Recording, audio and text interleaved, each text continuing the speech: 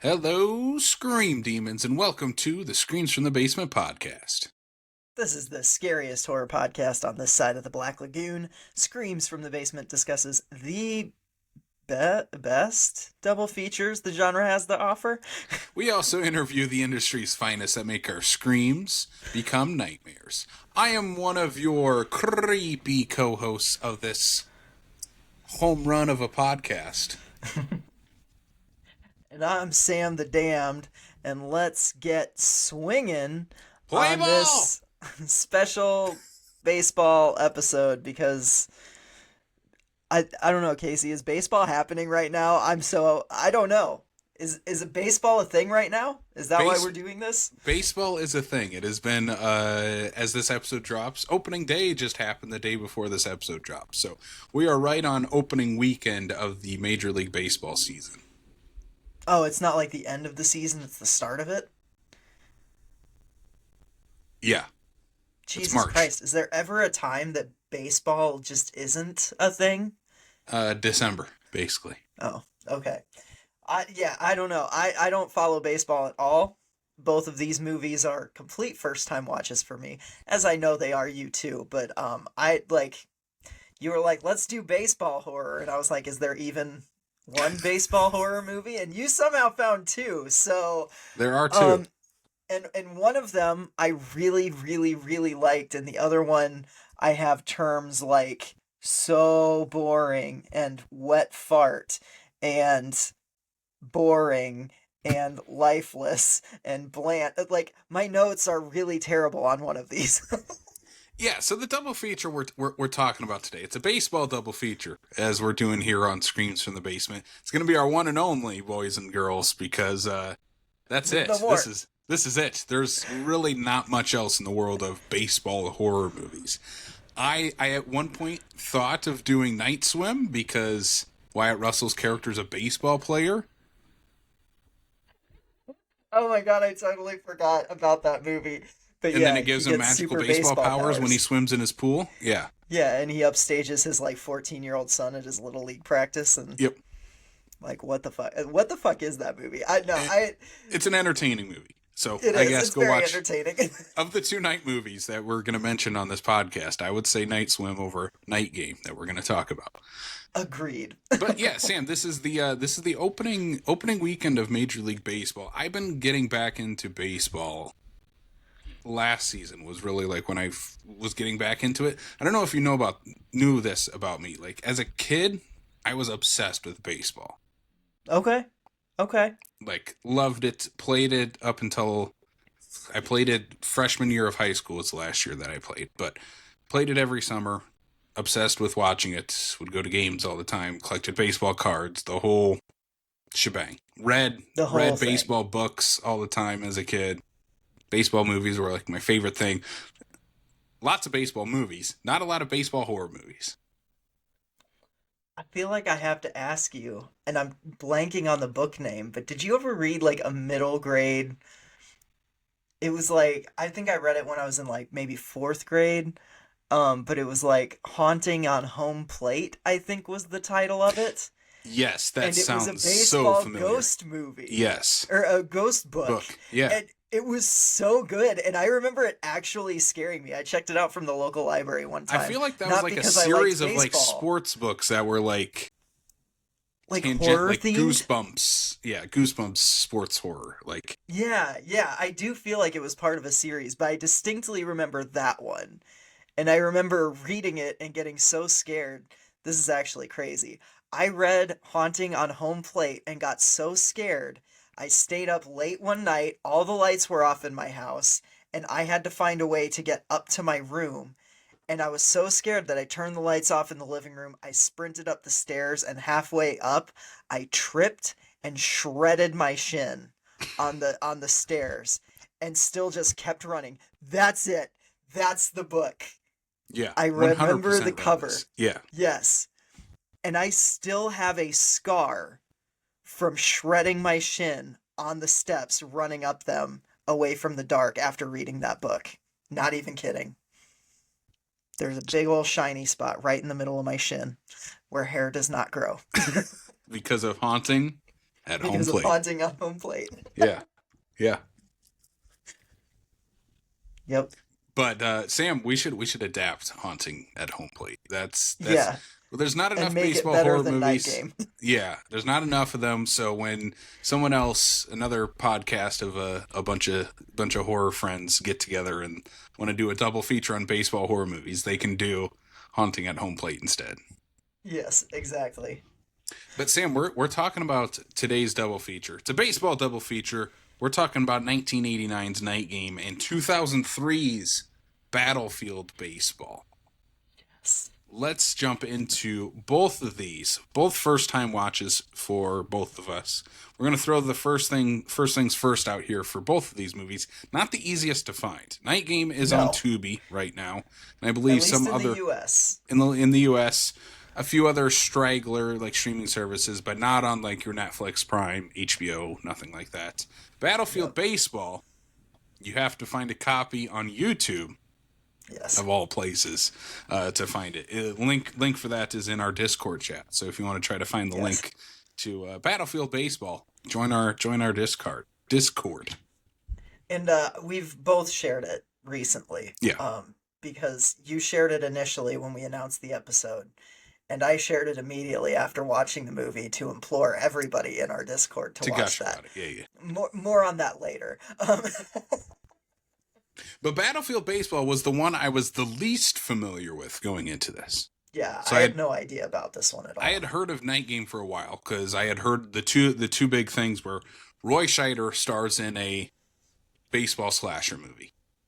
That's the basic concept that I've heard of Night Game. And I'm like, I love Roy Scheider. My favorite part of Jaws.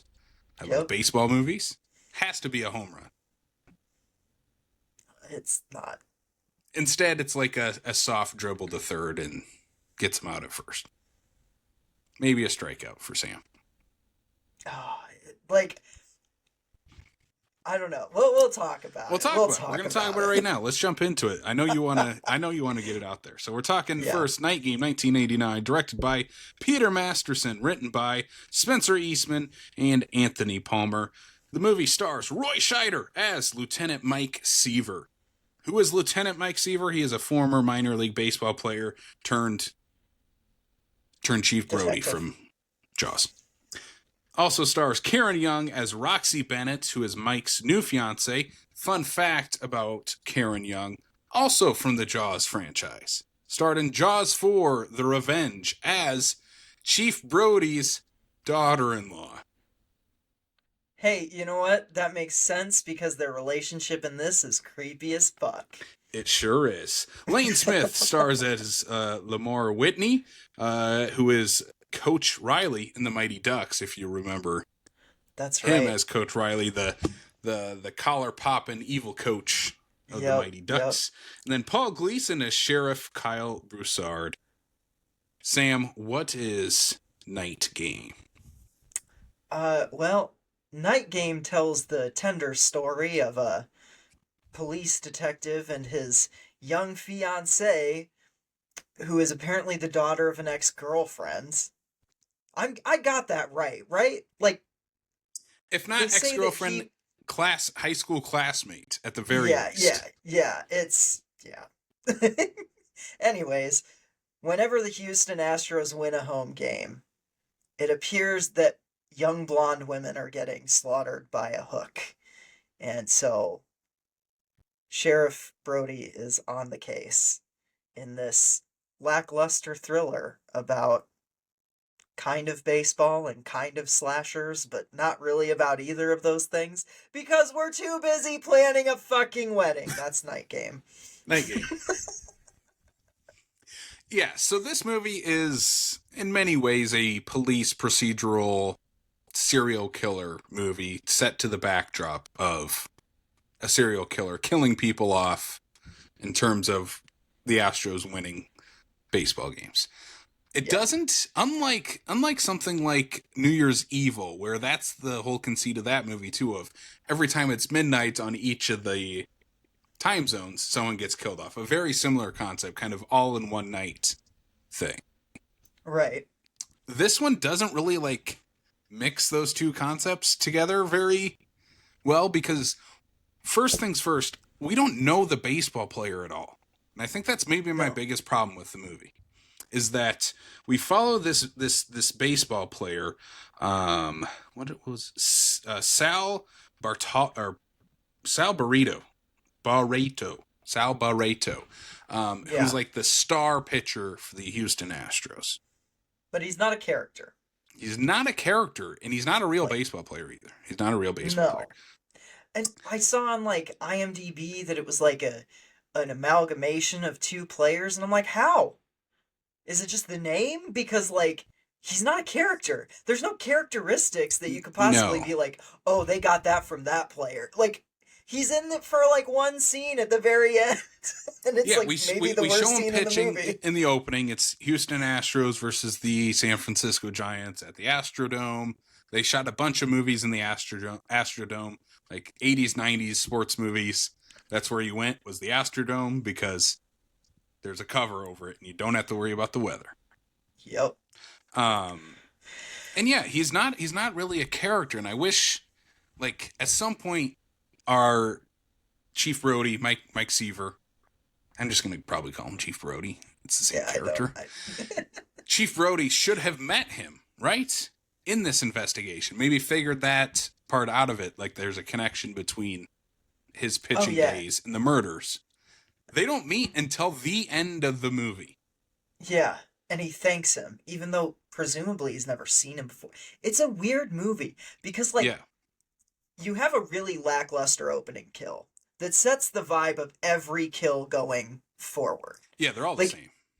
they're all the same. It's always a blonde girl who's kind of cowering and not running or moving. She's just like, no, no. It's the stereotypical B movie blonde bimbo, right? In every single scene, Yeah. where she's just vocally protesting but not doing anything to fight back or escape, and then they just get a hook across the throat. The effect is the same. The only thing that changes in any of these kills is the setting, which also bothered me because I'm like, what is this killer's MO? Why is he hanging out at these random places during Astros games? Wouldn't No, it be they're at all the they're all on Astros the game? boardwalk. Well, yeah, but they're all in, yeah, I suppose. Different locations of the boardwalk. Yeah, I suppose so. One is on next to the beach. Another one's in One like is in a a funhouse funhouse. maze. Another one's like Which in they a could've new done. development on the beach. You know, they're all in the same area where Mike's fiance works. She works on the boardwalk. Yeah. Oh, and she's a young blonde. Yes. So you know right away where it's going, right? And like that's not necessarily a bad thing. Like they could have actually mined tension from that. Unfortunately, like this movie just forgets that it's a horror movie and a police procedural for like entire chunks of the movie. There's a whole subplot with one of the other detectives being a pimp that goes nowhere. It's just like, this guy is a pimp and that's why he's trying to disrupt my investigation. And then the guy just kind of gets told off at the end. What? Yeah, What there's are we more. doing? There's more tension between Roy Scheider and his future mother-in-law than there is Yes. anything else in the movie, and that's a problem in It's a big problem. a whodunit slasher type movie, or even just a police procedural of figuring out who the killer is. Yeah. Oh, Like- and as in terms of like who done it, it is 100% a Friday the 13th kind of who done it, where it's just like, oh, okay. I like the reveal. I do like the reveal. I mean, the reveal's not bad. It's 'Cause there are just setups to who the reveal is. So we know that they figure out pretty early it's probably a hook. They think maybe a fisherman's hook because it's on the beach, but it is a hook that's killing these people. Ends up that the killer, spoilers for Night Game if you want to watch it, but the killer is an ex major leaguer who lost his arm in an accident, now is missing his left hand, and his left hand is now a hook. yes. And they also realize that all these notes that are being left there that say, my very best of luck, something best within each of these notes, Mike figures out, because he's a huge baseball nerd and was a former baseball player himself, that each of these notes look like an autograph, like you're autographing a baseball. So he can figure out pretty quickly how, or not very quickly, I guess. But I was about to say, it takes him a long time to figure all But this he's out. the one that figures out, because he is obsessed with baseball, that all these the murder notes are written like autographs. Yeah, yeah. And that the killer, he's going after these blonde women. And one of my notes I wrote down, Sal Barreto, the pitcher for the Astros. There's a current I'm going to bring up two current baseball players in both of these movies that are connected to these stories in some way, very loose way, just connected to our overall topic here. Barreto, all-star pitcher, young guy dating a blonde bombshell, right? That's modern day pitcher Paul Skeens, who plays for the Pirates, is dating Livy Dunn, who's like a model. Blonde haired model. She's in like the new Baywatch movie or something like that. Anyway, so that's like kind of a trope. I know who you're talking about now. Kind of a trope of major league sports. I just wish he was a character. And I was like, I know that person. Yeah. It's just a. You wish. What's that? Sorry, you wish he was a character. I wish he was a character, though. Yeah. So. Like, you know how in Ace Ventura, I'm going to use Ace Ventura as an example here. Ace Ventura, it's a kind of a similar concept, right? Am I wrong? It's been a while since I've watched Ace Ventura. I do not like those movies. Okay, but it's about like a major league sport where things are happening to, instead of, people getting killed off, an animal gets okay. Yeah. Okay. kidnapped. Okay. The dolphin. Yeah, gets you just kidnapped. had to jog my memory on what the premise of Ace Ventura is, because. But at the end, the killer in that case, the kidnapper of the dolphin kidnaps star player Dan Marino, so he can't make the big game. That's right. That's right. Laces out Dan. It's the exact same setup to our bad guy characters of like, they're mad at the all-star player because they took their spot, or in that case, didn't hold the ball right. Whatever. Right. Same thing here. The reason that there is a killer in this movie is because Barreto took his spot on the team as the pitcher on the team.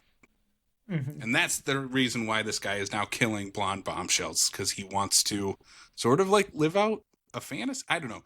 Kind of a little confusing. But again, that's where you have him kidnap. That's where you have him kidnap the pitcher, so the pitcher can become a character in this movie, at the very least. Well, okay, so that's the thing. It just seems like his motivation is anger. Like when we have the killer reveal and he's watching the game on the bar TV and they win and he just gets really mad and he starts digging his hook into the thing. Like, why is he picking blonde women? Because it's not like a sexual thing. It's not like he's a serial killer who's like, well, he's picking blondes woman, because a blonde woman like wronged me. Like, there's no reason for it. Well, he's picking blonde women because Barreto famously like has this. He's married, like, I think she's an actress or something like that. Yeah. She's more of a character than the pitcher. Yeah. Chief Brody at least goes to visit her. Yeah. I don't know. It's just a weird. I feel like the movie is trying to connect dots that aren't really that connected. You know what I mean? Sure. There's a lot of jumps in logic and stuff, and that's not a problem for me normally, right? Like movies that have weird jumps in logic, movies where characters figure shit out when they probably shouldn't because they don't have the information. Like, that's one thing. But like, this movie wants to be taken so seriously. Like, it feels like it is just like, we're a serious police procedural. We're going to have a moody saxophone score that doesn't work at all. We're going to do like... Can I pause you there? Yeah. I love the score. I don't know. No. Let me explain myself. Okay. This is a Pino Donaggio score, famous film composer. And I usually love his stuff. Yeah, I will give him that. Yeah. I like it a lot. I think it is pretty moody, like kind of like a noir tone. I don't necessarily think the Yes. movie's too noir. Maybe we needed a different director here. It's part of the problem. To play that up a little bit. So I like the score a lot. It's just the movie kind of feels like it's going off in like two or three different directions and doesn't always know what the main focus should be. Because in many ways, Yeah. the main focus is the wedding, is Yeah. the marriage between Roy Scheider and his very young fiance. The most memorable scene is the wedding dress fitting where they get into a shouting match about the size of the wedding. That's the thing I remember the most from this movie. That should not be the Sure, case, yeah. like at all, right? Like it just, I don't know. And I think that's what it is. Like the score itself isn't bad, but the movie does nothing to match it. Like Sure, the yeah. movie doesn't feel like a noir movie, even though the score is a noir score. The movie doesn't try to be a slasher, even though it has the poster of a slasher. I mean, it's a hook through a fucking baseball, Cool right? Like poster. it's a cool ass poster. The poster's the best part of the movie. Sure, yeah, yeah. I I don't know. Like it feels like there are all these pieces. You've got Roy Scheider. You've got this like kind of cool concept of, you know, a baseball motivated slasher villain. You've got like this moody noir score. But the pieces just never come together into something even remotely coherent. And the movie is way too serious to be taken as like a camp classic. And it's too stupid to be taken seriously. Sure, yeah. You know what I Honestly, mean? I'm in my notes wise. I'm already in the third act of this movie. Like you can expect, you know where this movie's going. There's no real twist and turns of what's going on. Yeah. Eventually, Mike Seaver's wife gets kidnapped by the killer, who we find out is a former big leaguer named Floyd Epps, who now has a hook for a hand. They kind of duke it out on the boardwalk outside of this restaurant. Then we get Roy Scheider whipping out his gun, smile, you son of a bitch, shoots the guy off the pier, and then we get to the end of the movie where they get married. Mike and his wife get married, end up going to an Astros game to celebrate, and that's where the pitcher Sal Barreto comes out and stops pitching in the middle of the game to go up to Lieutenant Mike in the stands and say thank you. It's The end. yeah. Yeah, it's not. It's one of those movies where I love the concept. There's certain things I do like. I like how they are, connecting that every time the serial killer kills, it's when this specific pitcher wins a game. I think that's an interesting concept, how you can kind of tie that all together. I think Roy Scheider's great in this movie. He's great in everything. It's just pacing wise, just not there. Really unfocused. Feels like they had the idea, the nugget of an idea, and then just maybe mixed it in with an already existing like police procedural script or something like that. So that's what it feels like to Yeah, me. It feels like they had a and it, police procedural script and a slasher script, and they just tried to meld the two of them and didn't give either one of them full yeah, like justice, you and know? this is where I ask Hollywood. Speaking to Hollywood as a whole, instead of remaking Moana into live action, because Lord knows why we need that. Oh my god. Remake movies like Night Game. Yes, Movies where remake there's a really cool garbage. concept that they just didn't utilize or find a way to make fully realized. And take those ideas and remake them into something better. Like I feel like there's a great remake available for Night Game, and Yeah. it would be a super cool concept. People would love it. People would flock towards it. But the movie we got here, for me, I'm giving this out of hook hands and baseballs. I'm giving this a 2 out of 5 for me. So not a like outright terrible score, but not a recommendation on that at all. Yeah. I'm gonna this is a rarity. I'm gonna go lower than you on this. I gave this 1.5 stars. Um, Fair. I Yeah. feel like Roy Scheider is just kind of sleepwalking through this. I was like, I He's just was not given anything trying. to do. No, I mean he's really not. Like it's just clearly like he's kind of phoning it in. This is not a script that clearly spoke to him. Um and like the main relationship is kind of weird and off-putting Kind and of like not problematic. Yeah. great. Like yeah, like the whole thing just kind of is like yeah, sure. And it just didn't really elicit much from me other than like that was it, like my last note in my notes is literally what is that wet fart of an ending, like that's a See, bad that's a bad final note to have. in a better movie, I think that ending works if that baseball player is a character Is a in character. in the movie, not a minuscule plot device. Yeah, well that's the thing, he's just a plot device and then he's the emotional crux of the final scene. Yeah. What are we doing? Yeah. So yeah, 1.5 out of 5 hook hands going through baseballs for me.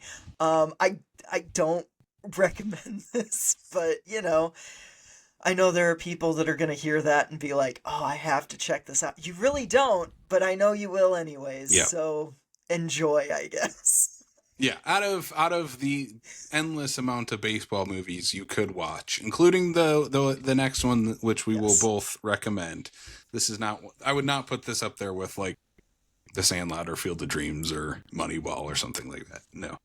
No, definitely not. Sam, my last piece of notes here, I wrote down just because I wanted to know what the 1989 baseball season looked like. The Houston Astros, which was the team that we followed here, were 86 and 76. They finished third in the National League West, so did not make the playoffs. And the team that won the World Series that year was the Oakland Athletics in 1989. So, a little bit of a baseball trivia for you. Yeah, nice. Are we gonna get baseball stats for 2003 next? I don't, but I can look some up. um, no, yeah, that's awesome. I'm not opposed to more baseball horror if people want to make it. I just hope that they take more care to actually incorporate baseball into the movie a little bit more. Yes. Like the next one does. Like, well, Kind of. kind of. Kind of. Hey, look, there are at least a bunch of baseball bats in it, so A lot of baseball bats. But before we get to that, Sam, let's get to our first ad read of the show. yes. And the first thing we got to say is help! The Basement Boys are trapped in an abandoned amusement park and need your help. The best way to help the fun-loving horror fiends is by joining Patreon. Patreon is our exclusive bonus content access area. By joining our Patreon, you get bonus perks that cannot be found anywhere else, including monthly bonus podcast episodes, vlogs from our horror collections, and exclusive movie reviews. Each subscription to Patreon helps the Basement Boys escape Old Man Marley's amusement park, and you can join by scanning the QR code on your screen below, or by visiting patreon.com/screams from the basement. Thank you all for considering being a patron to this podcast. All right, Yeah. Sam. All right. We got through our seventh inning stretch. We're back Yeah. on the field. Are you ready for our next major league flick? I am absolutely ready. Casey, before we even start this, Sure. I'm gonna call out a bold statement Okay. that is wild hyperbole, but I just need people to know that I mean it and I want people to watch this movie so fucking bad. This might be the best movie we've ever covered on this podcast. Sure. Sure. Okay. And I am counting John Carpenter's The Thing. I barely wrote notes for this movie because I was too busy laughing hysterically and just being in awe of what I was watching. So, and it's a subtitled movie. Those are harder to take notes for, but like I took them as best I could and then filled some out later. So the conversation, I don't know what your notes look like. The conversation might be like jumpy, but holy shit, this movie. Yeah, this movie, I don't think we can talk to it beat by beat because this No, is Battlefield Baseball is insane. I will say it this is is. one of my favorite discoveries we've ever had on the podcast. 100%. Yes. It's just it's a movie unlike any other. You have not ever seen a movie like Battlefield Baseball. And our No. friends at Attack of the Killer podcast did also cover this movie when they did sports. They just did sports horror movies. I can't remember the two other sports that they covered in their episode, but yeah, they covered it on there, and that was I think the first time I had ever heard of Battlefield Baseball. Yep. And you can probably guess our pal Brian Clark loved this movie. Yep. Capital L loved Battlefield Yep. Baseball, and rightfully so. This movie is it's one of a kind. So Sam, are you ready to jump into Battlefield Baseball? Full spoilers ahead for this insanity. Yes. Go to the Discord, watch it on the YouTube link, and if the YouTube link ever expires, guess who's gonna have a DVD copy in 5 to 7 business days? You can rent it from Sam Lenz's local library. All right, let's jump into this, though. 2003's Battlefield Baseball, directed by Yude Yamaguchi, written by Iso Kirayama, based on the manga by Gitaro Man. What a cool name. That is amazing, yeah. That's a super cool name. Cast, okay. I first want to say, of course, I don't speak Japanese, and I'm going to try my best to get these names correct. Also, this is a very hard movie to find information on. Like, if you Yes. go to the IMDb or Wikipedia or movie database and try to look up the cast, there's like 5 people listed, and not all of them are like the main characters. Yeah, and they don't Very always hard. have names with them, yeah. Yeah. So, I'll do my best to get through these. But our main character, though, is Jubei. He's the main character that we follow in this. He's the, I wrote down, he's the Kelly Leak of this movie. Kelly Leak is Haley Joel, or not Haley Joel Osment. Bad News Bears. I'm blanking. Billy Bob Thornton? Not Billy. No, the original Bad News Bears. Oh, He was oh God, I don't Rorschach. know. Oh, Jackie Earl Haley. Jackie Yeah. Earl Haley. Okay, yeah. Brain fart there. Sorry, but You mean that's the his. second That's best his. Freddy? That's his. Yeah, that's for sure. At least the second best Freddy. He played this character Kelly Leak in the original Bad News Bears, who was like this bad boy that has to join the team in order for them to win. Yep, yep. That's Jubin, our main character, is played by Tak Sakaguchi. Another character that we follow. Unfortunately, I could not find the actor's name because, again, I don't know why the internet's so hard to find people's names on here. But the principal of this high school, and he's also the coach of the team, Coach Kocho. He's great. I love He's him. awesome. And then another main character is Atsui Ito, who plays Four Eyes, kind of the audience surrogate in many ways to this insanity.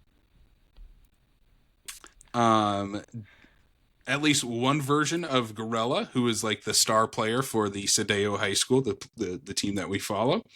And then Hideo Saki plays Hayochi, who is like the bad coach on the villain team. Yeah. So Battlefield Baseball, hard movie to find information on. Spoilers, I don't have any trivia on this because there just isn't any on IMDb either. IMDb was not a help with this very, very obscure movie. But Sam, what is this obscure movie about? What is Battlefield Baseball?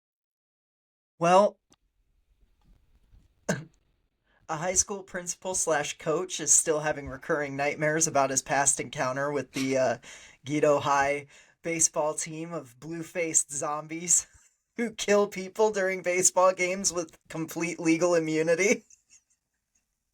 And while the team prepares for their next tournament championship, he realizes that they will be once again up against Guido High. And so a nerdy team member named Four Eyes enlist the help of Jubei to, hopefully just survive a baseball game against Guido. And hijinks ensue. Um, there's a crazy mom storyline. this movie is this movie's really queer coded until it isn't. Do you know what I'm talking about? No. Okay, so spoilers. Yeah, we're gonna spoil this movie. I was 100% like, oh, this is a gay love story between Four Eyes and Jubei. Oh, okay. And then they're brothers. No. It's a different type of love story. It's a brotherly Yeah, love story. it's a brotherly love story. But like, holy shit, dude. The brothers. I think this movie is still pretty queer coded, though. Oh, it is 100%. Especially It's Gorilla, very who keeps coming back as different versions of himself, and I think face just changes. Turns into a female by the end, or at least like someone that's like a female cyborg. Yeah, something like that. Yeah. This movie is nuts. This movie's nuts. Okay, but this movie, one thing that I found fascinating about this movie. So this movie is all about this tournament, right? Yes. Which is the Koshien Stadium Tournament. That is a real baseball tournament in Japan. Okay.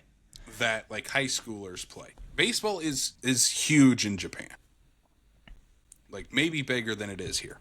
It's a huge thing over there. And how the movie kind of the movie opens with a really cool message of like, this movie is made for anyone who loves the game of baseball. It's kind of the message it leaves at the beginning. And I like that, yeah. But baseball in Japan is very much a warrior's game. There's a lot of honor in playing the game. And if you lose, just like a samurai would die honorably, you lose honorably. Like, if you are not crying when you lose at any game, no matter what level, no matter the importance, if you are not usually weeping at your loss, it's seen as something like you should be doing. You should be crying at a loss. So it's a very important thing in Japan. And so I love the concept of taking that to the literal extreme of this is actual war when you play the game of baseball. It is the game of death. Yeah. So the opening is so funny because it's nuts. It's a dream sequence, right? Like it's the coach having flashbacks to the last time they a played. Flashback scene. Yeah. I guess a flashback is better, not necessarily a dream sequence. Because this happened, yeah. Yeah, he's flashing back to the game that they played against Guido High, where, and the moment that you know this movie is just going to be insane is the moment where an outfielder jumps into the air, catches a fly ball, and promptly explodes. Just explodes as he's like 20 feet in the air catching this ball. And then it's just, you cut to the field and it's just body parts and heads on pikes. That are made from baseball bats. Yes, they're made from baseball bats. And, then you get the coach basically being like, oh my God, he gets news that they have to play Guido High in the opening round of this tournament, and he is not prepared for that. We're introduced to Four Eyes and Gorilla, who is like the psychopath on the team. Yeah, the way I can kind of describe their relationship best is kind of like, you've seen The Sandlot, right? Oh, yes. Many times. Yeah. Four Eyes is Smalls. Like, he's a character who loves baseball, not very good at it, but just loves the game. And then you have Gorilla, who is he's ham because he's kind of a dick about it. Yeah. Picks on Four Eyes all the time. Tells him he's not good at baseball. Literally beats the shit out of him in this. Yep. And then you have Jubei, who is Benny the Jet Rodriguez. Yeah, I mean, yes. Yeah. But the thing with Jubei is he won't play baseball. Why? Because his super tornado pitch, when he was playing catch with his dad, went right through his dad and killed him. And he has lived his life in exile, hopping from school to school, getting expelled. I want to start right there, because I think that's so fascinating about this movie is that how much it plays into sports movie tropes. but It's like, also kind of samurai movie tropes too. yeah, Like, it is. It's all yeah, martial arts movie tropes. It's all of those things thrown into one, and yeah, it again, where we talked about Night Game, where it takes like slasher and police procedural and doesn't know how to combine them. yeah, This combines like martial arts, kung fu action movies with sports dramas perfectly. It just yes. understands the tone it's going for.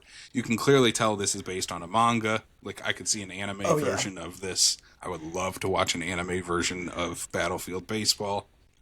I thought they did a pretty damn good job of making this a live action cartoon. Basically is, yeah. Like, because it does. It just feels Looney Tunes from start to finish. But yes, I would love to see an actual anime. You know what I told Maria this after we watched it. I was like, this came out in like the era that we were getting tons of shitty American J horror remakes.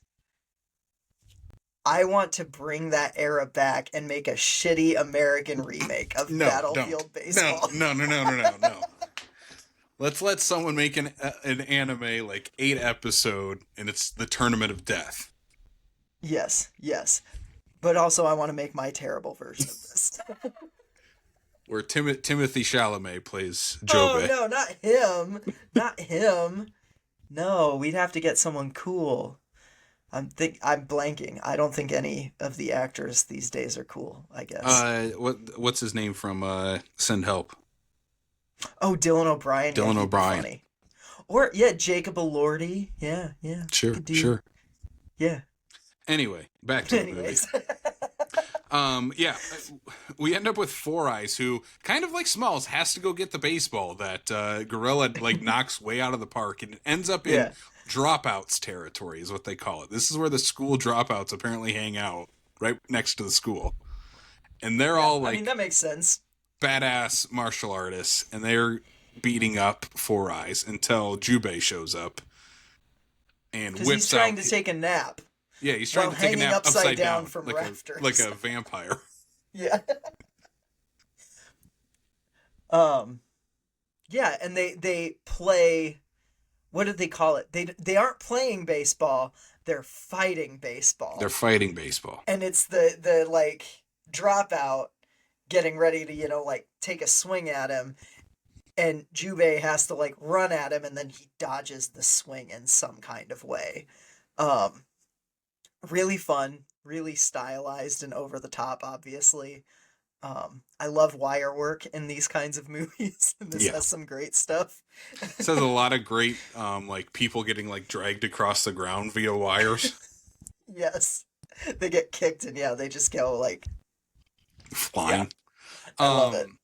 And during this, Principal Koche finds Jobe and watches this fight and is like, "This is like we're not dropping out of this tournament of death. We're gonna enter it because he's gonna win it for us. This is our player now. He goes to our school now. This is how we win." So he tries to Yep. convince Jobe, and Jobe's like, "I'm not doing that."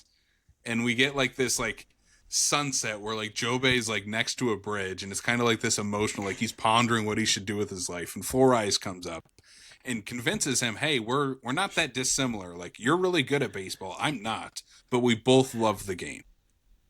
And it's kind of Yeah, a sweet little message. And then Jobe goes into a full-on musical number about his origin story. yeah. There are two musical numbers of this. And Yes. both of them come out of absolutely fucking nowhere. Yeah. Um, I And in love that we Jubei's find out origin. he's killed his dad, who his dad couldn't catch that pitch though. He had this giant catcher's mitt that's like 4 foot wide, but still couldn't catch his tornado pitch. His Yeah. super tornado pitch. I yeah.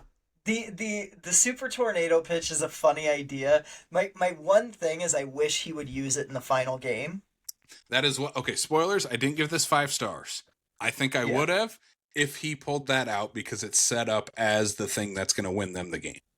Yeah, which is the It, one thing that I'm like that could have been done better. yep. I mean spoilers. I still gave this the full 5 because Fair. I couldn't not. But yeah, no, I do really like Jubei and Four Eyes is like, I actually like their relationship. I think it's a very sweet relationship. I think the twist where like, It's you know, so goddamn funny. they go to the game. So like, oh yeah, and then there's a moment where the coach is talking to a player and something happens. They get some piece of information and it freeze frames and there's some voiceover. But they're actually like the actors are frozen. They're just standing there. They didn't actually freeze frame it. It's so good. It's so funny. Then there's the initial game between them and Geto High. We got to talk about that. Yeah. Because like they're outside, like we're outside of the stadium with Jubei and the coach, right? And they finally go Jubei in. is not there yet. It's He's not there. Four Eyes and the coach are there because they're waiting for Jubei to show up. He has somehow ended up in prison. That's right. And there's just a brief shot of him in prison. I don't remember what it's... I missed what it said of why he was in prison. He gets out right away, though. Yeah, and he gets out. They like cut back to the jail cell, and his clothes are just folded up on the concrete floor. Where he was sitting. Hands out, and the bars are just bent. It's so good. But yeah, when Jubei gets there, he thinks that Four Eyes has been killed because he sees him impaled on a baseball spike. Meanwhile, the rest of the team is dead. Everyone's dead. They're all dead. Everyone's Gorilla dead. is the first person they see, and he has like a Baseball dozen baseball bats like sticking out of through. his body. It's so good. And so yeah, like he sees Jubei, like Jubei's all, baseball batted up. And like Four Eyes has this fake out death where he thinks Four Eyes is up on the spike, and then all of a sudden Four Eyes is in the dugout like waving at him, and he looks back at the thing on the pike, and it's a bomb. And it goes off. It goes off And kills him. Yeah, He dies. Jubei dies. Jubei dies. He goes into a grave in outfield, in like left field, and That has his, nice his name on the gravestone. Yeah. And he has a talk with his dad in the afterlife. Yeah. And his dad's like, "No, you have to go use your super pitch that killed me, your super tornado pitch that killed me against these guys." And so Jubei has his triumphant, he digs his way out of his own grave in left field. But the next part is the part that just gets me. Because Four Eyes, he gets the team back, and he's back, he's ready to fight again. But Four Eyes is nowhere to be seen. Cut to Four Eyes in his home with his mother, who he has said does not approve of him playing baseball and hates baseball. Yep. She's locked got him in a cage. Fucking cage.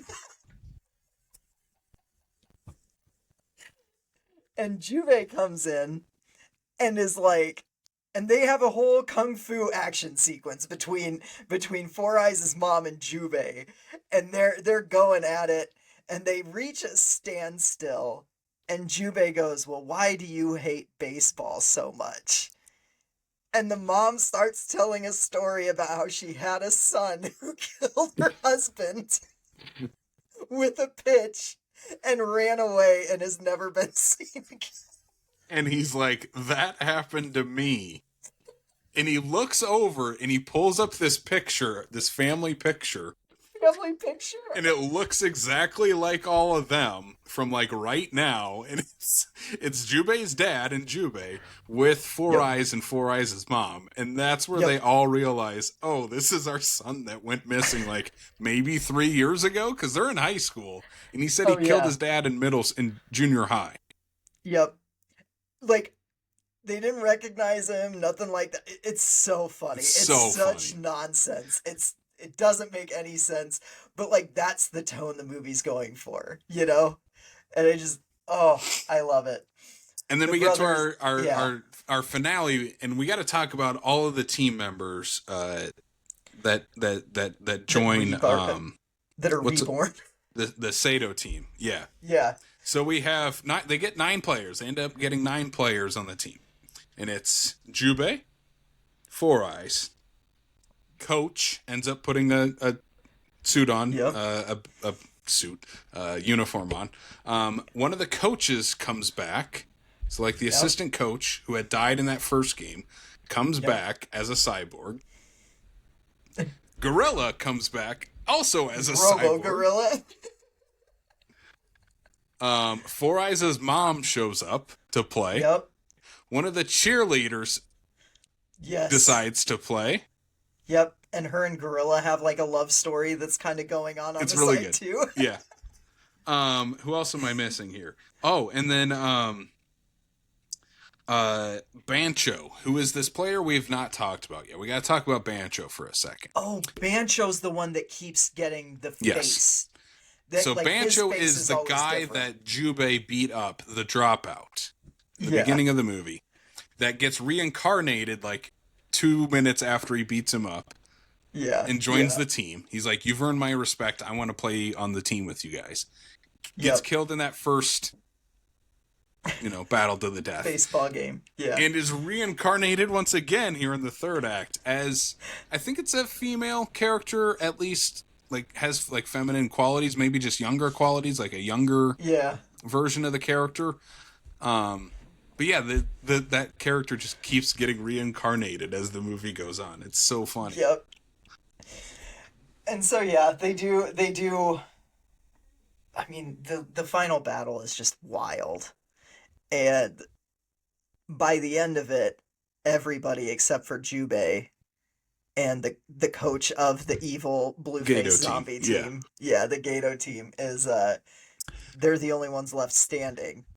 I want to talk about some of these characters on the Gato team as we're getting to this final fight, because there's so many cool ones. There's one guy that's just like carrying around like either a skeleton or like a corpse thing.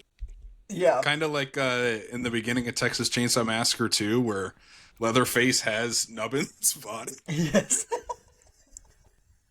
You have one guy who kind of looks like a mummy. The main coach, he reminds me of Bubba Hotep. Yeah, a little bit, yeah. Like he's kind of like that cowboy. Yeah. Yeah. You also have the guy that just has like the bolt coming out of his head that he's kind of a cool vibe. I love this team. Like it's so funny. Like their look is so cool. They're literally just psychopaths. They don't ever play baseball. They just kill people. Yeah. But they have a really cool moment here in the third act of we get down to our final fight where it's Jubei versus the coach of the Gato team. And the Gato coach has this like poisoned baseball bat. Like it's a baseball bat that's like filled with like, he's like, there's over 100 toxins from all over the world. And it'll just kill you slowly. There's no way to like save yourself from this. And so he's about to stab Jubei as Jubei's laying on the ground. And Jubei like gets stabbed and he looks up and he's like, I don't feel anything. And we pull out and we see that the bat instead went up Four Eyes' ass, who jumped on top of in front of it. Jubei to save him. And so for this like big emotional climax of his brother sacrificing himself for him, he just has a big baseball bat right up his rear end. Yes, it's fantastic.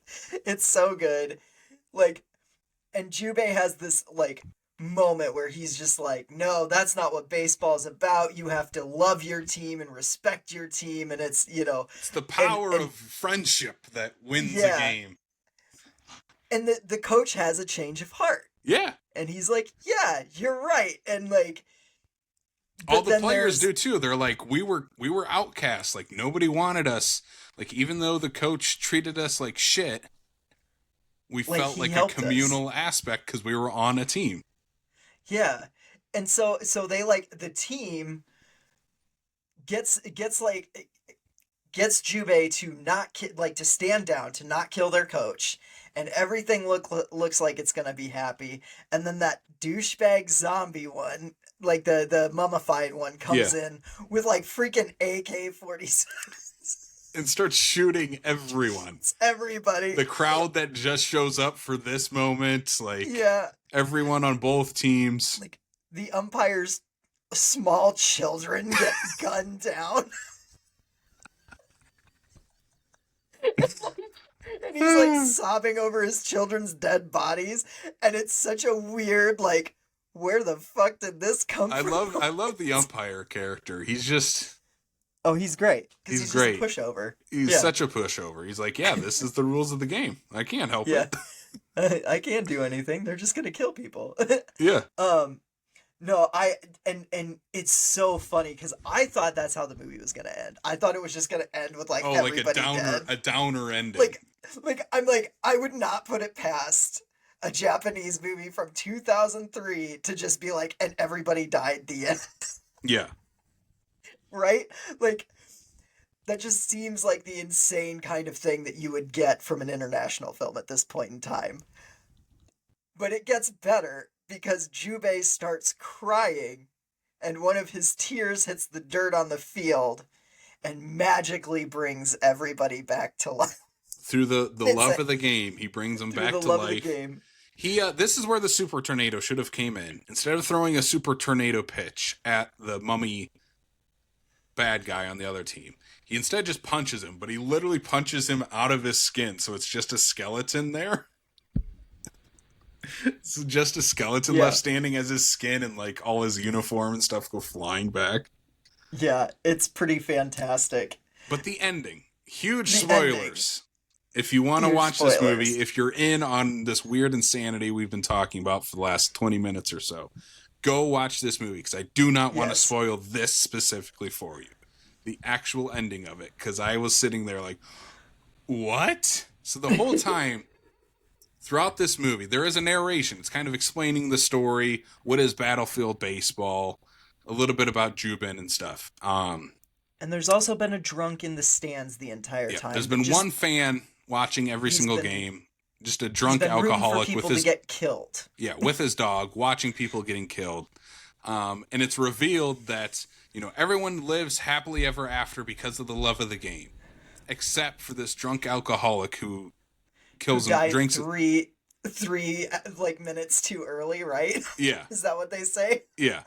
He died too early. And how do I know this? Because I was with him the whole time. And it pans over to the dog.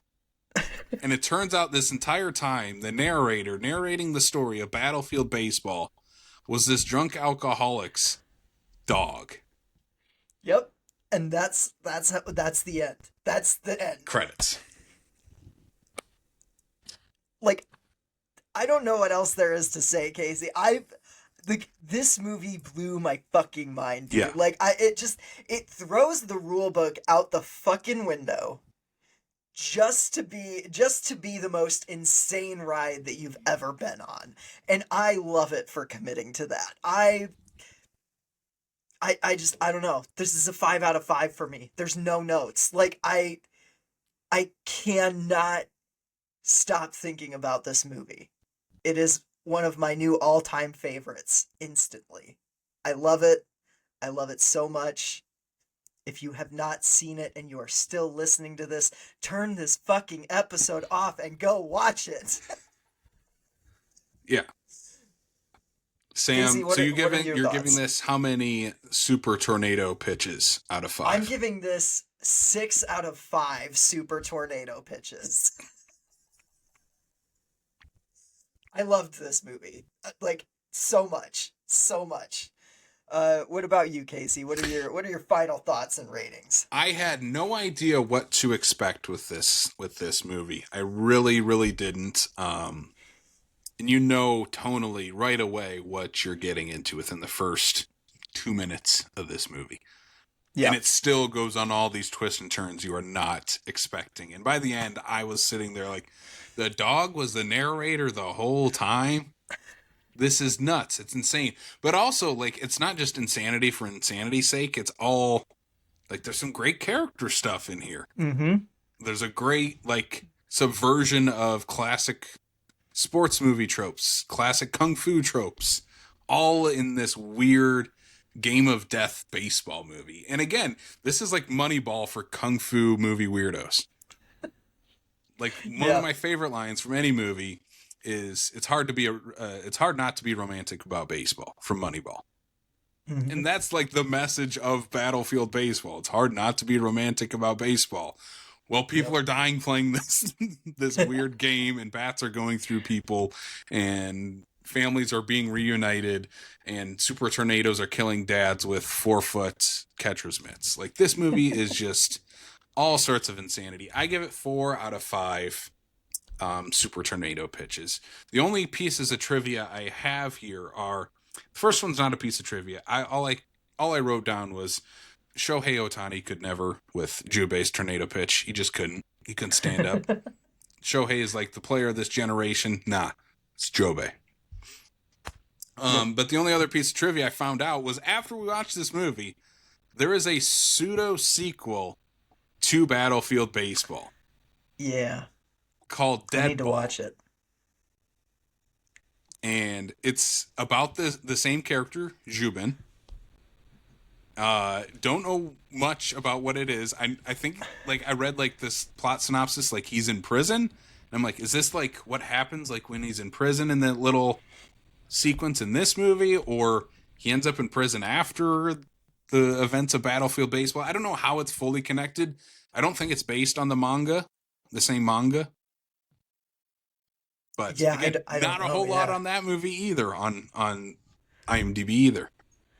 Yeah, it's not even listed on like its Wikipedia page. Like the Yeah, Wikipedia page for this literally has like the opening, it has a plot section, a reception section, and that's it. Like there's no cast section, there's no production, yeah. nothing. Like And the only way to watch this movie not on that YouTube is from a like 2003 DVD. yep, the Severin release, which I do have hopefully coming to me soon. If there are Um special features on it, we need to know more about this movie. I do think there is a behind the scenes featurette, and I'm very curious. Yeah. So I'm pleasantly surprised by one of the two movies we talked about today. So if you are going to watch any baseball related horror movie, you only have two options, and well, in reality, you only have one. It's Battlefield Baseball. Yep, 100%. Oh, Cool. Well, Sam, that's it. We're in the bottom of the ninth. all right. Let's Let's get to let's our not go final extra innings. final ad read of the show. Yeah. Fangoria, for over 40 years, has been the leading source in horror for all things spooky, horrific, and macabre. The famed magazine is back with a vengeance each quarter with brand new issues of Fangoria magazine, featuring interviews, retrospectives, and insight into the world of horror. We have an exclusive offer for our listeners to save 20% off their subscription to the magazine, the latest Fango merch, and so much more. You can visit shop.fangoria.com/screams from the basement and use promo code Screams from the Basement at checkout to save 20% off your order. Thanks to Fangoria for helping support the show. Casey. Wait, hold on. Yes. Okay, transition sound. Casey, what have you been doing? All right. What was that? What have you been doing, man? What's been going on? What have I been doing? I have some things I've been watching. That's what I've been doing. First things Yeah, first, you're I want to talk about Jason Goes to Hell, the final Friday, which was the last late night at the State Theater here in Sioux Falls, South Dakota that we hosted. We are making our way through the Friday the 13th series, especially this year with 3 of them in 2026. This is our second of 3. We made our Oh way yeah. to Jason Goes to Hell, the final Friday, a favorite of both of ours. Movie's a ton of fun. So much fun to see with a sold out crowd watching Jason Goes to Hell. Pleasantly surprised. Had some very, very mixed reception by the end, but I think people just love watching these movies in a theater with a crowd like that. So Oh yeah, even people who are like rating this low, like I feel like they still had a good time yeah, they watching were it like, "That's because the it's worst of like the series." It was so much fun. yeah, exactly. So yeah, we love that one. It's a blast and a half. So cool to finally see in a theater. Yeah. Oh, for sure. For sure. Next up, I watched the 1988 movie Waxwork. Have you ever seen this Okay. movie? I have not. I've just I've heard it's fine. Yeah, and that's my kind of thoughts on it. The movie stars Zach Galligan from the Gremlins movies, Mm, and it's about these teenage yuppies who are invited to a private tour of a new creepy waxwork museum that pops up in their neighborhood at this old creepy house. And one by one, each of these teens is pulled into the waxwork displays, and we find out that the waxwork, much like House of Wax, the Vincent Price version or the Paris Hilton version, these are real people inside these wax displays.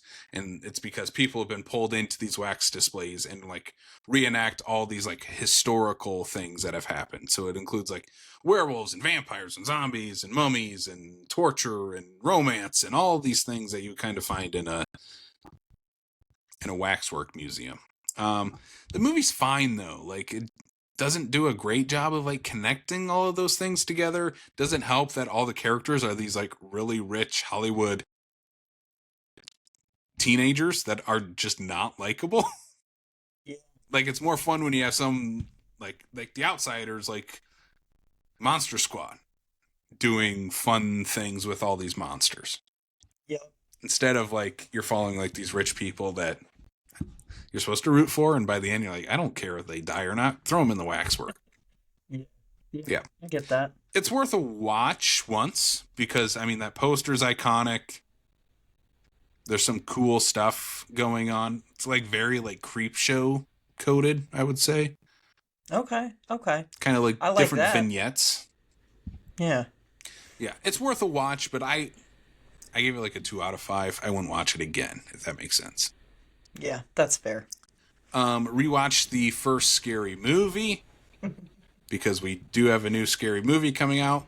I'll see if I'll make my way through the entire series. I have seen them all once before. Scary Yeah. Movie 1 and 2 I watch quite often. Um, yeah, first Scary Movie. I love this movie. One of my favorite horror comedies. One of my favorite spoof movies. It's so good. It's crazy how much this movie like just does a great job of recreating stuff from Scream. Oh yeah, for sure.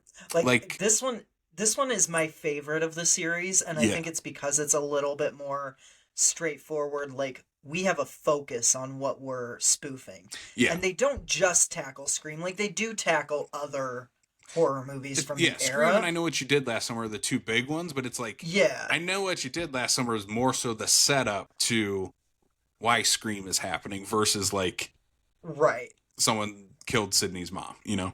Yeah, exactly. It's just one of those like I don't know, like you get into the sequels and like all of those have their moments, right? But like Yeah. they get so unwieldy and like trying to spoof like Throwing everything. so many different things that aren't even horror related. Yeah, and it loses potency. Like you just it's like, well, this is just a sketch show at this point and it's not really a movie, Yeah. you know. But yeah, I But think for the most part it really holds up. There are some unfortunate jokes in it that mhm. don't. Looking at you, women's gym teacher coach. Yeah, there's Not there's not there's a few great. of those. Yeah. But I think a lot of it holds up. I think a lot of it's a ton of fun. Yep. I kind of Agreed. think Doofy actually holds up more than some of those other jokes. I do. I Yeah. 100% do And too. I was And you worried know about how rewatching it with you Doofy. know how I know that Doofy actually holds up more than the other jokes? They're bringing him back. Because they're bringing him back. Yeah. Yeah. One of my favorite characters though in that movie is someone people don't really talk about too much. It's the sheriff who what's his he's in a ton of movies. He's in like Tommy Boy, Wayne's World. Oh yeah, yeah, Kurt Fuller plays the sheriff. He's yeah. so funny in this movie. He is. The quote I wrote down in my letterbox review was when he gives like a press conference and he's like, "The killing of these teens has been tragic. Hey, shit happens." Yeah. He's like uh, showing Cindy he's like, "Hey, what do you think of these pictures?" oh It's like God, him and in a it's like, speedo. yeah. Oh, Dude, You want to check so this one funny, again? but Are you it's sure? so creepy. Yeah. So, scary movie. Still, for the most part, 95%, I would say, holds up. 90, Yeah. maybe 90%. Maybe 90. Yeah. Yeah. And then next up, brand new horror movie. Just going to kind of touch on this. We both watched this. This is called Mermaid, from getting a release in May, if I'm not mistaken, on Yeah. VOD. No, I think it's early April. Early Oh, April. I don't know what month it is. I thought it was April right now, but yes, you are right. Yeah, yeah. It's still March. I'm It's I'm still lost. March, I know, right? So Um, early April release on this. Movie stars Kevin Nealon was the first thing I saw. Like, okay, Kevin Nealon's in a mermaid horror Robert movie. Patrick's in this, Tom Arnold, and then the lead is kind of an unsung comedy person, in my opinion, Johnny Pemberton, who you may know if you've watched Superstore. He is Bo, the wannabe white rapper, and he's also one of the nerds that Channing Tatum befriends in 21 Jump Street. Yep. And A ton of movies. he's really good in this. I love Johnny Pemberton. I've been a big fan of him since 21 Jump Street, and I love him in Superstore. So this movie was a treat, and you'll see a full review coming up on Screams in the next week. The only thing I'm going to say about it, because I really enjoyed it, it's one of my favorite screeners that we've gotten this year. And I would agree with that. Yeah. the thing I wrote in my review was, have you ever wondered what The Shape of Water would have looked like if it was set in Florida? Yeah. Let that and that's marinate. what it is. Let that marinate in your head, what that movie looks like. And this is a movie that could only be made in Florida. I mean, it literally opens with "It's a love letter to Florida," and by the end, you totally see that. So, yeah. And next up, Caught 1,000 Women in Horror, which is a brand new Shudder documentary based on the book 1,000 Women in Horror. I loved this documentary. It's 90 minutes. I wish it was 7 hours long. I wish it was as long as those, like, In Search of Darkness documentaries or the... I know. How are the movies like this the ones that are, like, shorter? Like this and horror noir, or like, I think horror noir is only like 2 hours, and I'm like, how is this not a 7-hour documentary? Yeah. It's always sorry, I'm gonna throw In Search of Darkness under the bus a little bit. It's always the generic, let's just talk about the horror movies we love ones that go, like, so long, and then the ones that are actually, like, kind of about something are, like, an hour and a half to 2 hours. And that always bugs me. Yeah. Unless it's, I'm blanking on his name. That did the, Crystal Lake Memories and the, Oh, yeah, Doc of those Chucky. are great. Those are great. What's his name? I forgot. We interviewed him. We interviewed him, yes. Oh my god. Tommy, right? Yeah, it's Tommy something. Why am I blanking on his name? Doc of Chucky. Tommy Hudson. Tommy Apologies. Hudson, that's Yes. right. Yes. But yeah, I wish this was as long as, like, Doc of Chucky. I thought it was great. Sam, I know you started this. Have you gotten to Katie Siegel's Cesarean section? No, I have not Section. yet, and I've heard about that. Yeah, it's and like, yeah, might be scene of the year, and it's a horror documentary. Yeah, so I watched a little bit of this before I went to work today, but I had to get going, so I turned it off about halfway through, but like so far, really fucking loving it. So I'll talk about it more on the next episode. Yeah, it's given me so many people that I want on the podcast now. Right?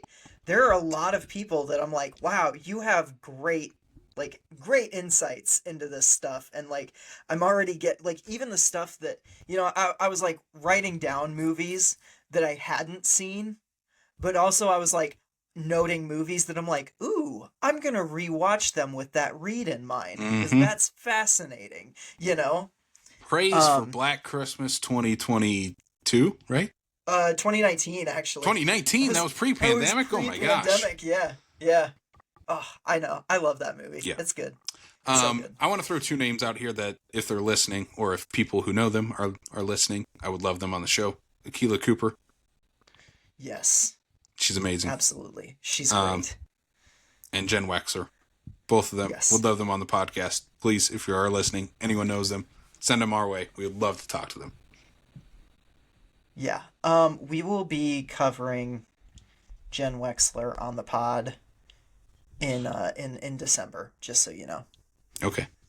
I'm I'll just say it now. I'm picking the Sacrifice Game for our Christmas episode this year because I've been wanting to It's watch been on that there one for a again while. so bad. Yeah. Yeah. If we can cover the Ranger too, I love the Ranger. Ooh, yeah. I would love to. Yeah, yeah. 100%.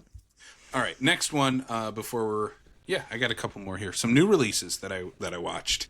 I'm gonna jump to jealous Red. of both of these. What's that? I'm jealous of you watching both of these. You gotta get to them. So I rewatched Ready or Not from 2019. One of my favorite movies of that year. Love that. Still holds up. Super fun. Super funny. Samara Weaving is the best in that movie.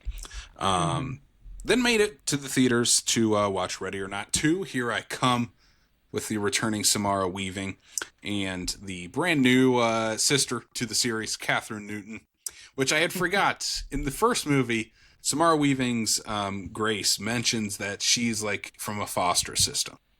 And they do bring that up in this one. I will say about Ready or Not 2, I do like the introduction and inclusion of Catherine Newton. I think her and Samara play off each other really well. It's one of those movies where I'm like, is this necessary for this to be a sequel that exists? No. But am I having a ton of fun watching it? Hell yes. And maybe going with that in mind, I guess, I would say. Like, I don't think it's as good as the first one. But again, it's turn your brain off for 2 hours. Watch Samara Weaving and Catherine Newton get bloody, kill people, explore the mythology even more, the lore that was set up in the first Ready or Not. Is it necessary? No, and I think that's okay. Well, yeah. I mean, no movie is necessary. Yeah. Like, you know what I mean? Was Friday the 13th Part 2 necessary? No. No. But I drink it because because oh god, I lost the line. Damn it. Necessary dodgeball. for me to drink my own urine? No. No, but I do it anyway because it's sterile and I like that taste. That's what it is. Dodgeball. No, yeah. I'm excited to check out Ready or Not 2. I'm kind of, I think I'm a little lighter on the original than a lot of people are. Like, I like Sure. the original. I don't love the original. I think Samara Weaving's the best part of it. I'm very curious about this one. You know, there's an upped cast. I really like Sarah Michelle Gellar, Elijah Wood. Yeah. Yeah. I'm like, well, I'm saying it wrong. What am I saying? And obviously Catherine Newton is huge. Like, I love Catherine Newton. So I'm excited to check this one out. If I don't get to it in theaters though, I'm not gonna be too upset.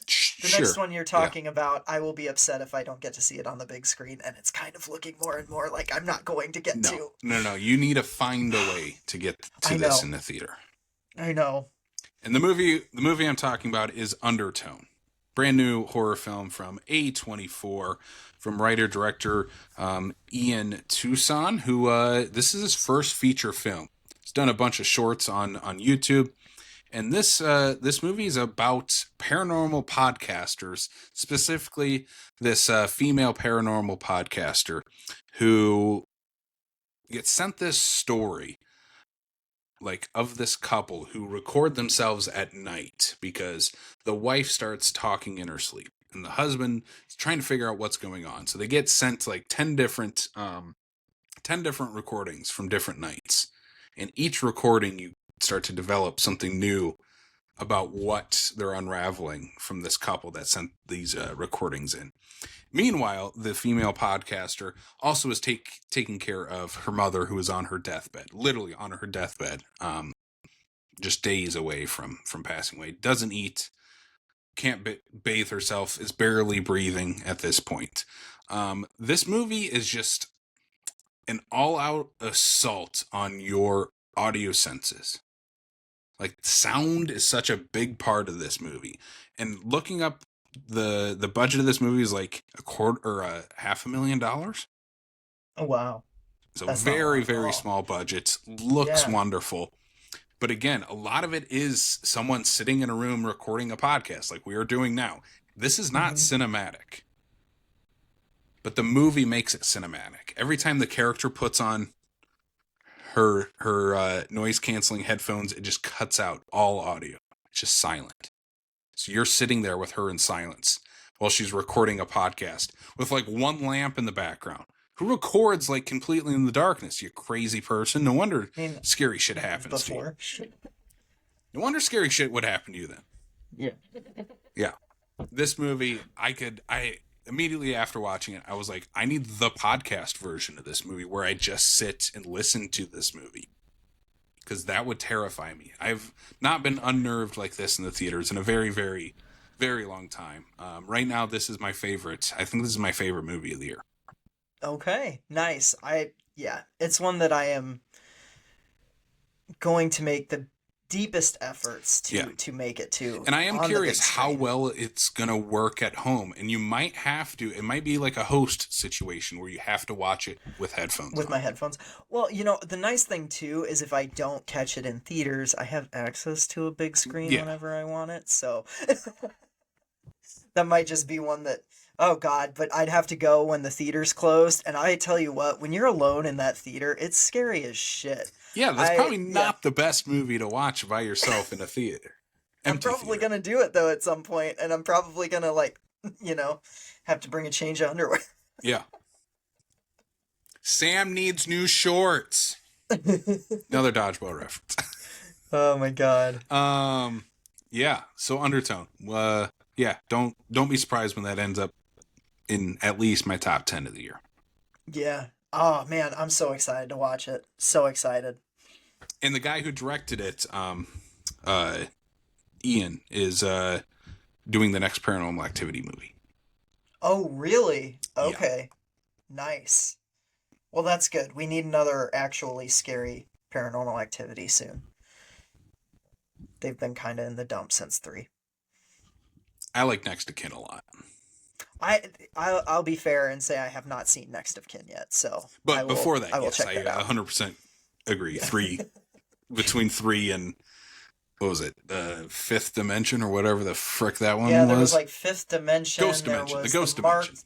Yeah, there was the marked ones. Wasn't 4 completely different than Ghost Dimension 2, or was 4 Ghost Dimension? No, 4 has Catherine Newton. That's right.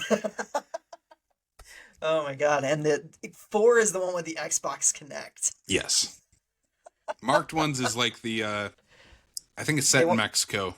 Yeah, they go to Mexico City, don't they, for that Yep. one? Or And yeah. then Ghost Dimension is where the all of a sudden turns into a weird sci-fi Yeah, with yeah. like portals to the ghost world. Yeah. Oh God, yeah. Next The to Kin franchise rules. goes off the rails. Anyway, I'm excited for him to do a new Paranormal Activity, and there's a new Paranormal Activity video game coming out. I want to check out. Yeah, we got to get into gaming. Yeah, but speaking of Sam, speaking of checking things out, what have you been checking out? What have you been Scooby Dooby doing? I'm still kind of on my Joe Bob kick. The last drive-in, the drive-in will never die. But I recently watched Amsterdam on VHS, and I love that movie On so much. VHS? Yeah, I have it on VHS. Like the Joe Bob presentation? No, just the movie. Yeah. Where did you get Amsterdam on VHS? I found it on eBay for like dirt cheap, and I was like, oh, I've got to, like, usually you look it up and it's like 40, way up 50 there. bucks, I'm sure. Yeah. And I found it for under 20. So I was like, I gotta get it. So yeah, Amsterdam on VHS. And we ended up watching the Joe Bob segments after we watched Amsterdam on VHS. Because that's how I was introduced to it was through the Joe Bob episode. Yeah. And yeah, it's great. Praise to Dick Moss. Praise to Dick Moss. I watched Hellbound, Hellraiser 2 again, because I can't get enough of those first 2 Hellraiser movies. Honestly, first 3. Like, I'll probably watch 3 very soon again. I'm I'm gonna get into the sequels that I know are terrible eventually. I have them all on DVD, so I might as well. I just, man, these first three just really rip for me, and I don't want to move past them and be disappointed. But Hellraiser 2 just, it gets better every watch. It's so good, and I love it. Um, this one I did watch the Joe Bob presentation of. I watched Tenebrae, and I showed this one to Maria, um, because I love this movie, and it is just as good on a rewatch. Maria really liked it. The Joe Bob presentation, which I'd never seen all the way through because I fell asleep when it aired. So much fun. I could listen to him talk about Italian films for like hours. Yeah. I mean, I have listened to him talk about Italian films. It's for funny hours. you bring up Tenebrae. I've been jamming to the, like, when I was reading, so we both read the novel Dopefoot as well, just throwing that out there. Yeah. Yeah. From Joshua Milliken. And Great I was fucking listening book. to the Tenebrae score a lot while reading Dopefoot. Yep. I used to bump the Tenebrae score when I worked at Augustana, and like I would be cleaning with the Tenebrae score just blaring in my headphones. It's so good. You're like, gosh, I wish I was, instead of spraying this window with Windex, it was like blood from my arm. Blood from an arm, blood cannon. So yeah, then we watched, so it was actually St. Patty's Day, and it was a busy day, and I hadn't had any time to do anything, and we were like winding down for the day, and I was like, holy shit, we haven't watched a Leprechaun movie yet. And lo and behold, Maria was like 10 steps ahead of me. She had pulled up Patreon, she had searched Leprechaun in the search bar on the Lost Drive-In, and we found a Monster Vision Leprechaun episode with Joe Bob. And so we watched Leprechaun before we went to bed that night with Joe Bob. And these movies are not good, but God, they're fun. They're so fun. And like, they're a guilty pleasure. Not even a guilty pleasure. Like I don't go to bat for these the same as like a Chopping Mall or whatever, you know, because like the movies themselves aren't that great, but I also love Warwick Davis in these movies. And I think he really makes them what they are. I don't think I've rated a single one of these movies above 3 stars. And if I'm being honest, the ones that I have given 3 stars, I'm being pretty generous. But God, it's just like, it's a St. Patty's tradition. I have to watch at least one Leprechaun movie every St. Patty's. And this time it was the original. And I like this one. It's fun. It's got some zany chase sequences. And yeah, it's worth watching. If someone's listening to this podcast and they haven't seen the first Leprechaun, go for it. And hate me later, I guess. But and then the last thing I watched, I'm pretty excited to talk about this one. There's a review posted on screamsfromthebasement.com. You can go check that out for like full thoughts. But I watched the Polish Giallo, Dead by Dawn. I'm gonna say Giallo's a little bit of a loose term. Like, it's not straight Giallo. I don't have like a huge knowledge of Giallo, but like, there are elements of it. Slasher in it. Yes, it is Giallo coded. It's Giallo. But it does also I don't want to get in this. Listeners, if you are listening and you want to argue Giallos, I don't want to, so don't. No. But please put your arguments in the comments. I don't want to argue it, but please let us know. So I'm more mean like, it's definitely Giallo first, but there are other elements that it brings into it. Like, the cast of characters reads more slasher to me than Giallo.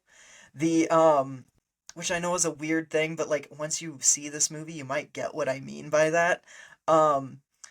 And there's like a satanic / occult element that they bring in, where the third act of this movie goes completely off the rails in a way that has been very divisive as I've looked at like other people's reviews.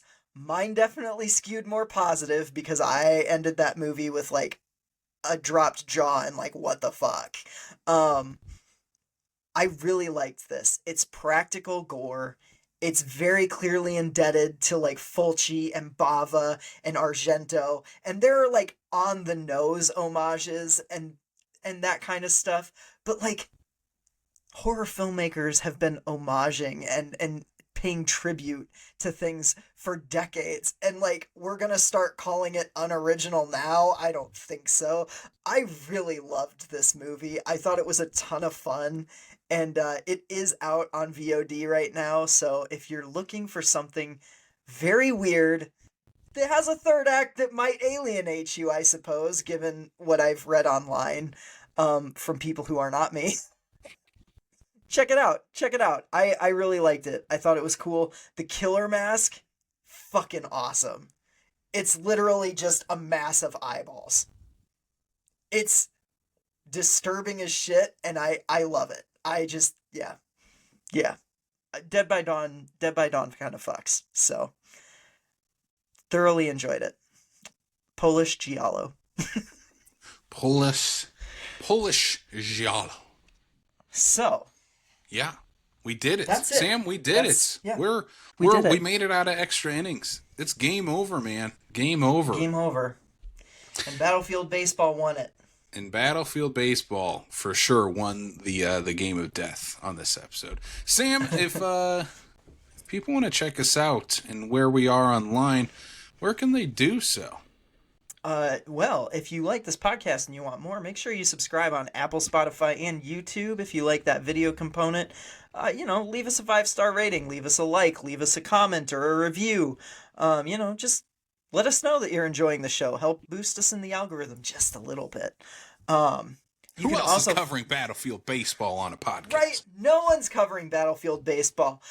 Leave us a 5-star review and tell us that our programming either sucks or rules. I don't know. Tell us Attack of the Killer podcast did it first. Yeah, exactly. Talk mad shit. Just leave 5 stars when you do it. It's not who did it first. It's who did it better. Yeah, and we talked about it for 40 minutes, which is more than those Attack of the Killer podcast guys did. Take that, Mike, Jason, Tad, and Brian. Ugh.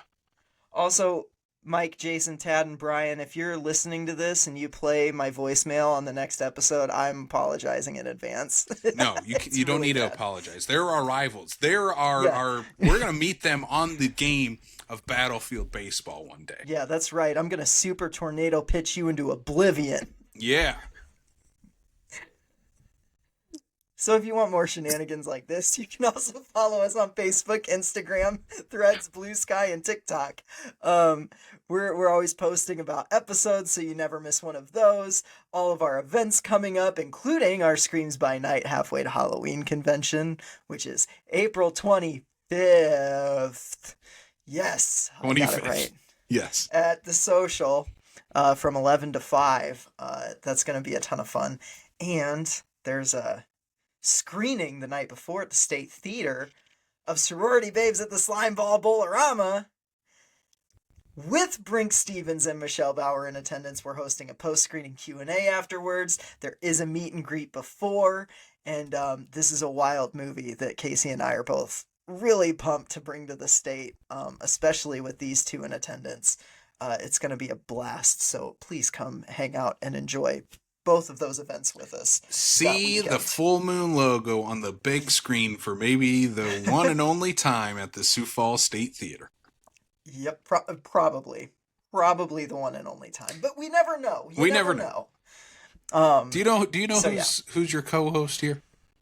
Yeah, that's true. If anybody's gonna get another full moon movie on the State Theater screen, it's gonna be Casey. So Casey, they've subscribed on Apple, Spotify, and YouTube. They've followed us on all the socials. You better have. How can they support the podcast financially? The best way they can do so is, again, by joining our Patreon, patreon.com/Screams in the Basement, link in the episode description. Please join our either $1 or $5 a month tiers. It's less than a cup of coffee from Starbucks that you can help support your favorite basement boys. Our bonus episode here for the $5 Patreon members is going to be our top 10 Scooby-Doo movies ever. Yep. As requested by patron MF Doom, all caps. So yeah, that if you want to suggest a Patreon episode, please join our Patreon. Let us know what you want to hear us cover. So we're definitely open ears and wide-eyed to take any suggestions over there on Patreon. But another way you can do so is buy our exclusive merch. including Screams from the Basement, t-shirts, hats, socks, shorts, stickers, buttons, anything you can really think of. Pillows. You can buy a pillow with our logo on it. You can do that on our TeePublic store. Again, link in the episode description. Every purchase made off our TeePublic store helps support the podcast and what we do. And like Sam said, we're going to keep plugging this for the next month because we are now, as this episode is out, less than a month away from the Screams by Night, halfway to Halloween Con, Part 2. April 25th from 11 a.m. to 5 p.m. at the Social in Sioux Falls, South Dakota. Tickets at screamsfromthebasement.com. Find the links to everything we talked about on this episode at screamsfromthebasement.com, including those tickets, where we will have over 30 vendors at the Screams by Night halfway to Halloween Con. We'll have guests including Brink Stevens, Michelle Bauer, Stephen Kelsey Livingood, Doug motherfucking Morano, all at the Screams by Night halfway to Halloween Con. April 25th. In Sioux Falls, Sioux Scares, maybe, South Dakota. Sure. I don't know. That's and not you know gonna what? catch on. No, don't like it. If Cut that. all Cut of that. that Cut isn't, and if all of that isn't enough, if you come to Screams by Night, you're probably gonna see me in the corner having a panic attack. So enjoy. That's for free. That's for free. That's a bonus on the house. All right, everybody. I've been Casey and he's been Sam. We are Screams from the Basement. Reminder that we support trans youth always on this show. Fuck ICE. Get them out of our cities. Get the fuck out of our airports. Get it out. Get it. Yeah, that's what that. Yeah, they moved to airports now. Everybody, get them out of our airports. No one likes flying, anyways. No one needs that shit. Pay TSA workers instead. Yes. And if any of this makes you mad, just remember. Let's take some deep breaths and remember, horror has always been political. Thank you for tuning in, and sweet screams.